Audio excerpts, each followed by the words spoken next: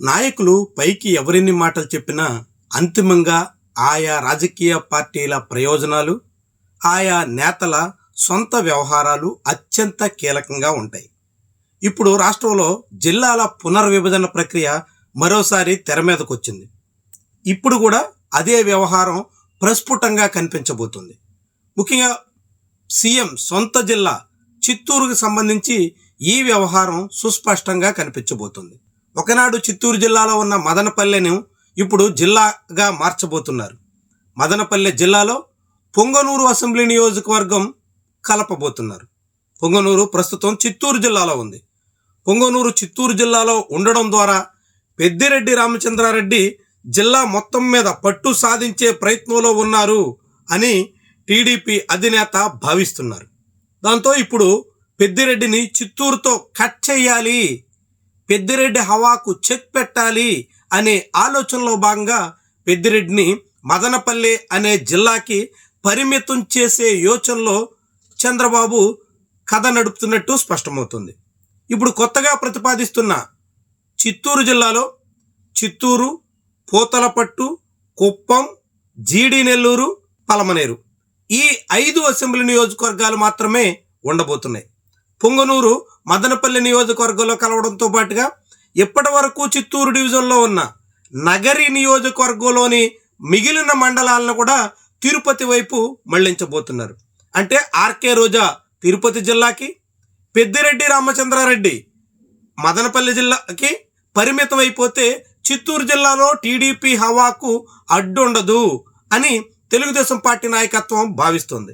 దానికి తగ్గట్టుగా ఇప్పుడు జిల్లాల విభజన అంశం తన రాజకీయ ప్రయోజనాలు పరిరక్షించుకునే దిశలో సాగుతుంది. నిజానికి ఎన్నికల ముందే చంద్రబాబు నాయుడు మదనపల్లి జిల్లా ఏర్పాటు చేస్తామని హామీ ఇచ్చారు. మదనపల్లి మాత్రమే కాదు, పలాస, గూడూరు ఇలాంటి చాలా జిల్లాల ఏర్పాటు కోసం హామీలు ఇచ్చిన అనుభవాలు ఉన్నాయి.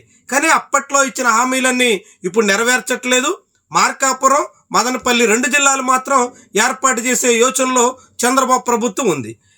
మదనపల్లి జిల్లా ప్రత్యేకంగా ఏర్పాటు వెనుక అసలు కారణం పెద్దిరెడ్డికి చిత్తూరు జిల్లాతో ఉన్న బంధాన్ని, అనుబంధాన్ని తెంచేయడమే అనే అభిప్రాయం బలంగా వినిపిస్తుంది. తద్వారా సీఎం సొంత జిల్లాలో తెలుగుదేశం పార్టీకి ఎదురే లేకుండా చేయొచ్చు అన్న అంచనాతో ఉన్నట్టుగా కనిపిస్తుంది. ఇప్పుడు చిత్తూరు జిల్లాలో వైఎస్ఆర్సీపీకి నాయకత్వ కొరత ఏర్పడబోతోంది.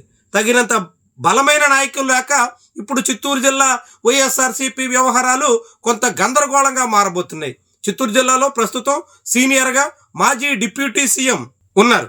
కానీ ఆయన ఎంత మేరకు ప్రభావితం చేయగలరు, పార్టీని ఎంతవరకు నడిపించగలరు అన్నది ప్రశ్నార్థకం. ఆయన తోడుగా చిత్తూరు నుంచి మొన్నటి ఎన్నికల్లో పోటీ చేసి ప్రస్తుతం జిల్లా ఇన్ఛార్జిగా ఉన్న విజయానందరెడ్డి కూడా ఉన్నారు.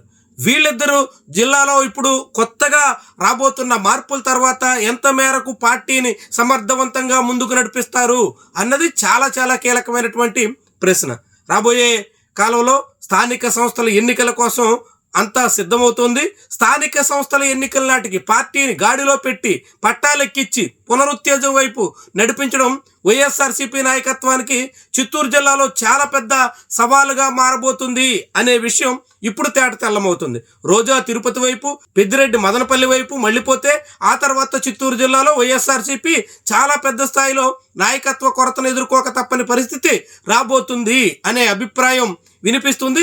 ఇది తెలుగుదేశం పార్టీకి రాజకీయంగా ఉపయోగపడే అంశంగా ఆ పార్టీ అధిష్టానం ఆశిస్తోంది. అందుకని కూడానే ఇప్పుడు జిల్లాల పునర్విభజన ద్వారా రాజకీయ ప్రయోజనాలు నెరవేర్చుకునే ప్రయత్నంలో చంద్రబాబు ఉన్నట్టుగా చాలా మంది అంచనా వేస్తున్నారు.